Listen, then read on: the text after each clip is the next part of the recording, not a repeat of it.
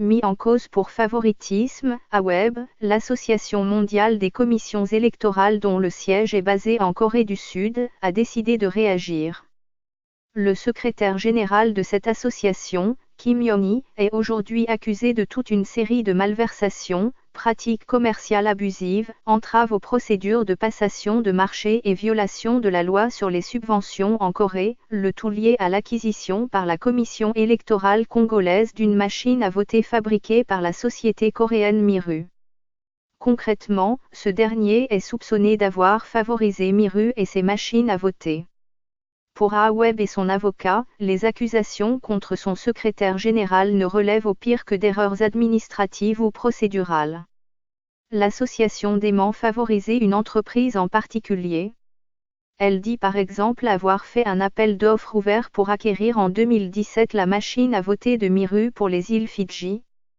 Quand, à la République démocratique du Congo, la CENI parle de débourser quelques 158 millions pour 107 000 de ces machines, soit moins de 1 500 $ l'appareil, AWEB dit avoir payé 200 000 € pour 50 machines seulement, soit 5 000 $ l'appareil, mais ce prix inclut aussi les logiciels et les séances de formation, précise l'association.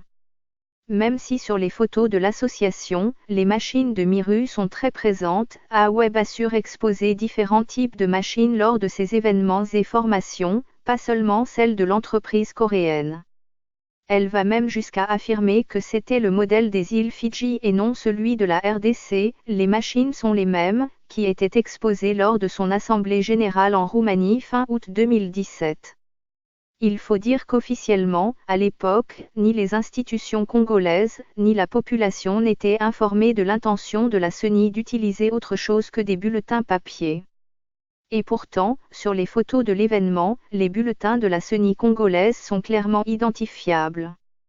On y reconnaît même l'expert électoral de l'OIF pour la RDC et membre de la commission malienne, le général Sangaré, qui se souvient d'avoir été si surpris de découvrir cette machine avec ses bulletins qu'il a tenté de joindre Corneille Nangaa, le président de la CENI. Dans les jours qui ont suivi, la commission électorale congolaise a commencé à présenter ce qu'elle prétendait être une « invention congolaise », pour laquelle elle disait chercher jusqu'en janvier 2018 un fabricant. L'OIF réfute tout lien avec AWEB.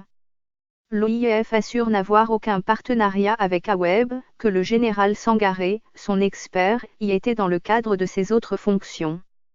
L'Organisation internationale de la francophonie assure que lors de sa dernière visite de haut niveau en RDC, en novembre 2017, sa délégation avait conseillé à la commission électorale congolaise de faire une étude de faisabilité et un test grandeur nature de la machine à voter avec tous les acteurs politiques, avant de choisir une option qui était à l'époque et toujours aujourd'hui rejetée par les principaux leaders de l'opposition.